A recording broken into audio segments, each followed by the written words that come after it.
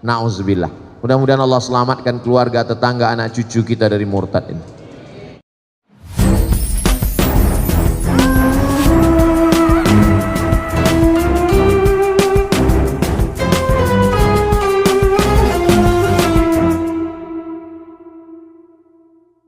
Apabila orang tua kita melakukan kesalahan, bagaimana cara kita menasehatinya?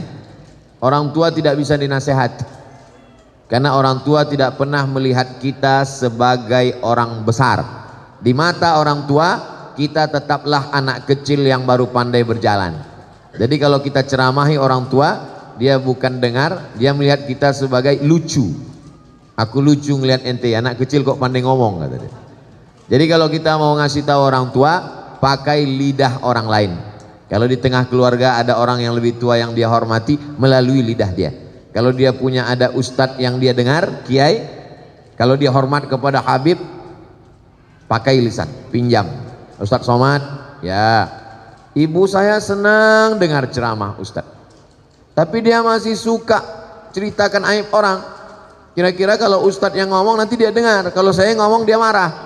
Ustadz mau nggak nanti di masjid judul ceramahnya sampaikan bahaya bicara aib orang lain? Oh boleh.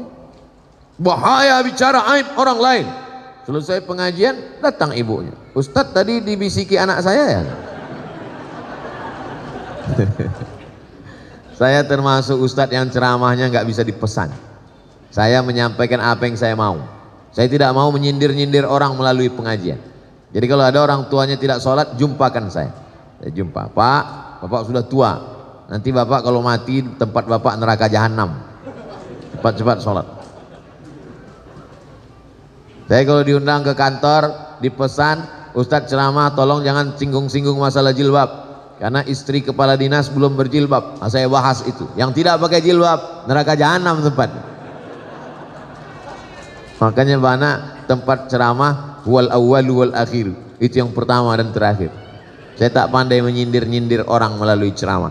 Saya mau ngomongnya langsung to the point. Nah, jadi pakai orang lain, karena orang tua tidak pernah menganggap kita besar dalam pandangan dia. Kadang anak-anak muda ini kalau udah ikut pengajian, pulang-pulang mau menceramahi orang tua.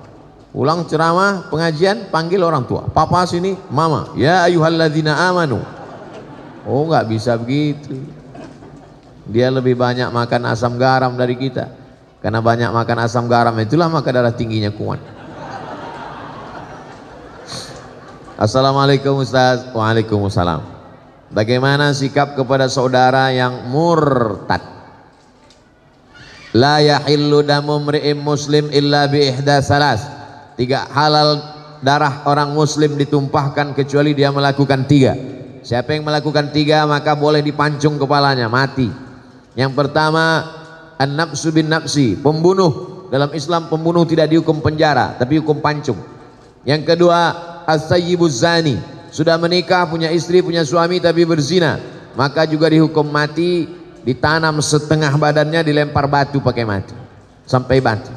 Yang ketiga, at-tariku lidinihi al-mufariqu lil jamaah, orang yang murtad meninggalkan agama Islam maka dianggap pengkhianat, maka dia dihukum mati, hukum pancung menurut hukum Islam. Tapi kita tidak pakai hukum itu, kita pakai hukum konvensional. Apalagi liberal sekuler bebas, orang gonta-ganti agama seperti ganti sendal, seperti ganti baju. Pakai baju ini tipis kedinginan, pakai baju tebal. Pakai baju tebal kepanasan, pakai baju tipis. Enak saja. Bahkan di podcast orang murtad enak aja ngomong, seenaknya menghina agama, tak bisa ditegakkan. Jadi bagaimana sikap kita sebagai keluarga? Jangan putuskan, karena kalau putus dia semakin nyasar, semakin jauh. Kalau masih ada nomor handphonenya, tetap tiap hari kau mesti balik kepada Islam. Wa may yartadda minkum an dinihi, siapa yang murtad dari agama Allah maka dipancung kepalanya. Lalu kemudian mesti dikasih tahu, kau nanti kalau mati tidak diterima Allah. Wa may yabtaghi ghairal islami dina, siapa yang mencari agama selain Islam, falan yuqbala minhu, maka dia tidak akan diterima Allah. Wa huwa fil akhirati minal khasirin, di akhirat termasuk orang rugi karena masuk neraka, khalidina fiha abada, kekal selamanya. Jangan pernah berhenti mengajak dia untuk balik ke agama Islam sampai akhirnya dia mati. Dua kemungkinan, kita capek lalu dia mati, atau kita lelah kita mati duluan. Yang penting kita sudah melaksanakan amar ma'ruf nahi mungkar. Adapun berbaik-baik menganggap ini bukan masalah, maka kita sudah melakukan setuju dengan perbuatan mungkar. Man ra'a minkum mungkaran, siapa yang melihat perbuatan mungkar, falyughayyir biyadihi, robah dengan tangan. Fa illam yastati', kalau tak sanggup dengan tangan, fa bilisani, dengan lidah. Kalau tidak sanggup dengan lidah, dengan hati. Jangan diam, karena diam berarti as-sakitu 'anil haq syaitan akhras. Orang yang diam terhadap kebenaran diinjak-injak. Orang minum khamar aja kita tak boleh diam. Innamal khamru khamar, wal maisir judi, wal ansab menyembelih binatang untuk berhala, wal azlam mengundi nasib, rijsun najis min amali syaitan, perbuatan syaitan. Fajtanibuh, jauhi. Apalagi yang lebih hebat daripada zina, lebih hebat daripada minum khamar, apa dia? Murtad. Nauzubillah. Mudah-mudahan Allah selamatkan keluarga, tetangga, anak cucu kita dari murtad ini. Luar biasa gerakan pemurtadan sekarang. Dinikahi, pura-pura masuk Islam, setelah punya anak dia ancam, kalau kamu mau tetap suami saya, ikut agama saya. Kalau kamu tidak mau, saya tinggalkan. Perempuannya tidak kerja, tidak ada duit, takut, akhirnya murtad. Pemurtadan dengan cara nikah, pura-pura masuk Islam, robah KTP, habis itu punya anak satu, murtad, tak terhitung jumlahnya. Makanya anak-anak ibu kalau pacaran, lihat dulu agamanya.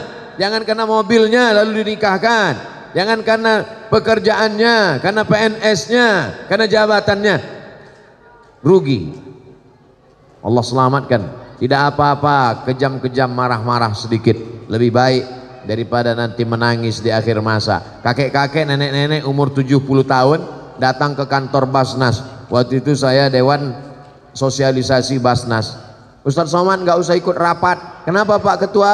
Ustadz itu ada mau orang konsultasi. Ada apa Pak?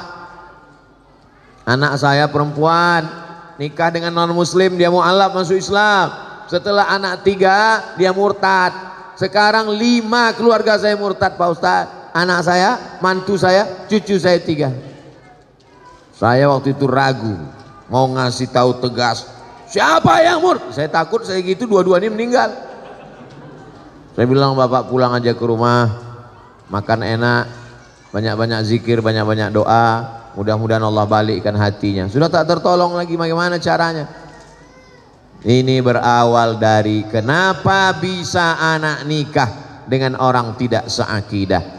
Karena gara nonton sinetron, gara-gara nonton artis infotainment. Beda agama nggak apa-apa, dalam Islam tidak bisa. Dalam Islam yang pertama kali dilihat adalah agamanya.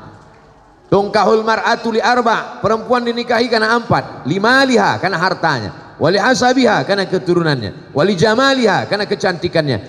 Tapi pandang yang keempat, fazfar bidzatid din, lihat agamanya. Taribat yadaka, kau akan selamat.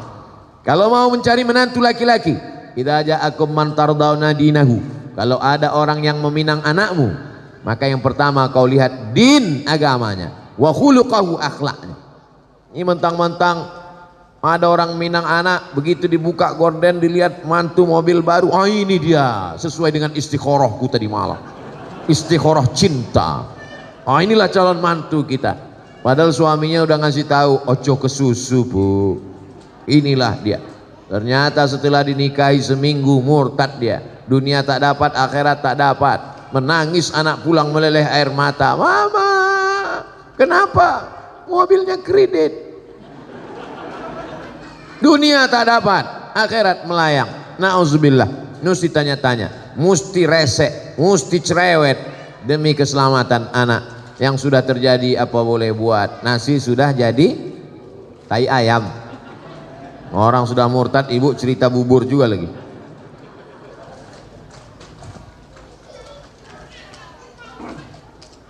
Apakah orang tua bertanggung jawab terhadap anak yang mabuk, yang sakau, yang pacaran, yang minum khamar? Kullukum ra'in, setiap kamu adalah pemimpin. Wa kullukum mas'ulun ar-ra'iyatih. Setiap kamu akan ditanya tentang yang kau pimpin. Saya akan ditanya tentang anak saya. Maka anak keponakan saya laki-laki, adik saya laki-laki. Adik laki-laki punya anak perempuan. Kalau dia meninggal, kalau meninggal adik saya yang menjadi walinya.